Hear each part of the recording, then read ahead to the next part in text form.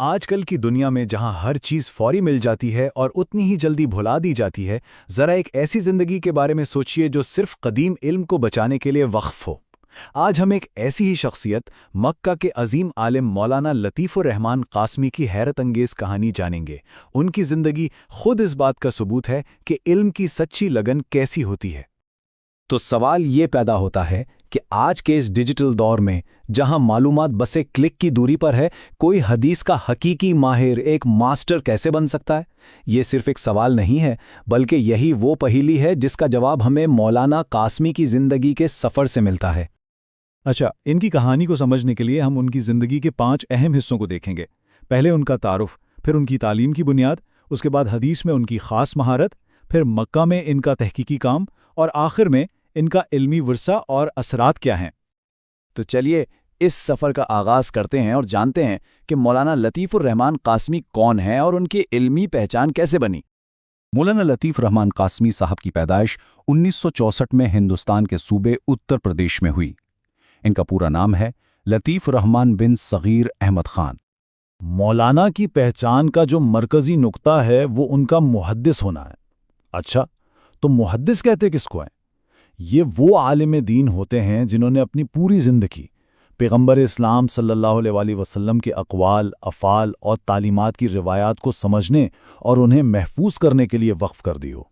یہ واقعی ایک بہت بڑی ذمہ داری ہے۔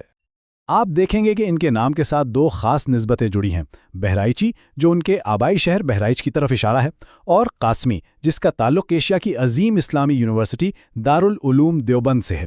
یہ نسبت اس ادارے کے بانی مولانا محمد قاسم نانوتوی کی طرف ہے۔ چلیں اب ذرا ان کی تعلیم کی بات کرتے ہیں، وہ بنیاد جس پر ان کی علمی شخصیت کی پوری عمارت کھڑی ہے۔ دیکھیے، ہر بڑے عالم کا سفر ایک مضبوط بنیاد سے ہی شروع ہوتا ہے۔ مولانا کا سفر بہرائچ سے شروع ہوا، پھر وہ جامعہ عربیہ ہتھوڑا پہنچے، جہاں انہیں مولانا قاری صدیق احمد بانڈوی جیسے بڑے عالم سے سیکھنے کا موقع ملا۔ لیکن ان کی اصل منزل تھی دارالعلوم دیوبند، جہاں سے انہوں نے 1406 ہجری میں اپنی تعلیم مکمل کی۔ دیوبند میں پڑھنے کا مطلب صرف کتابیں پڑھنا نہیں ہوتا تھا، بلکہ اپنے دور کے بڑے بڑے اساتذہ کے سامنے زانو تلمس طے کرنا تھا۔ یہاں اسکرین پہ جو چند نام ہیں، یہ سب اپنے وقت کے علمی پہاڑ سمجھے جاتے تھے، جیسے شیخ الحدیث مولانا نصیر احمد خان اور بحر العلوم مولانا نعمت اللہ اعظمی۔ دراصل انہی عظیم شخصیات کی صحبت نے ان کی صلاحیتوں کو نکھارا۔ اچھا، دارالعلوم سے فارغ ہونے کے بعد مولانا نے علم حدیث میں اسپیشلائزیشن کا فیصلہ کیا، اور یہی چیز ان کی زندگی کا مرکز بن گئی۔ رسمی تعلیم کے بعد اصل مہارت کا سفر شروع ہوتا ہے، اور اس کے لیے مولانا نے کسی عام استاد کا انتخاب نہیں کیا، بلکہ وہ سیدھا اپنے وقت کے سب سے بڑے محدث اور محقق امیر الہند مولانا حبیب الرحمن اعظمی کے پاس پہنچ گئے، جنہوں نے انہیں اپنی شاگردی میں لے لیا۔ اس دور میں کوئی آن لائن کورس تو تھے نہیں۔ علم حاصل کرنے کا مطلب تھا قربانی دینا۔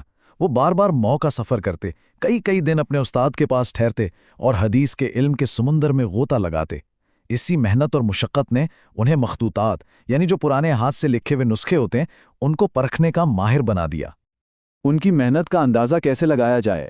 ذرا سوچئے، ابھی تو ان کی تعلیم کا ابتدائی دور ہی تھا، اور انہوں نے اپنے استاد کی نگرانی میں صحیح بخاری کی ایک شرح پر تحقیقی کام کیا، اور وہ کام کتنا تھا؟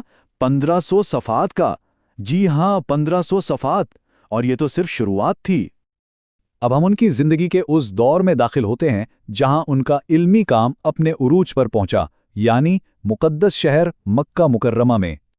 تقریباً 30 سال سے مولانا مکہ مکرمہ میں مقیم ہیں، اور وہیں سے بڑے پیمانے پر تحقیق اور تصنیف و تالیف کا کام کر رہے ہیں۔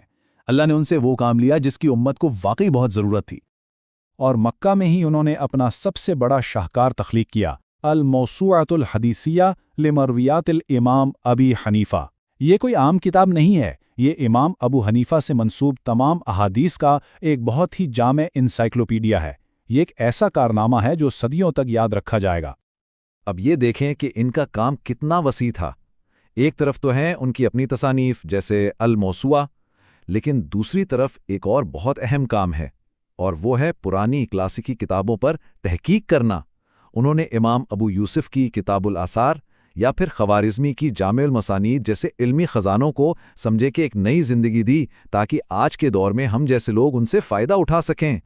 اور آخر میں آئیے ایک نظر ڈالتے ہیں ان کے علمی ورثے پر اور دیکھتے ہیں کہ ان کے کام کے اثرات کتنے گہرے اور دیرپا ہیں۔ ان کی کتابوں نے اسلامی علمی دنیا میں گہرے نقوش چھوڑے ہیں۔ الموسوعات نے تو امام ابو حنیفہ کی حدیثی خدمات کو ہمیشہ کے لیے محفوظ کر دیا۔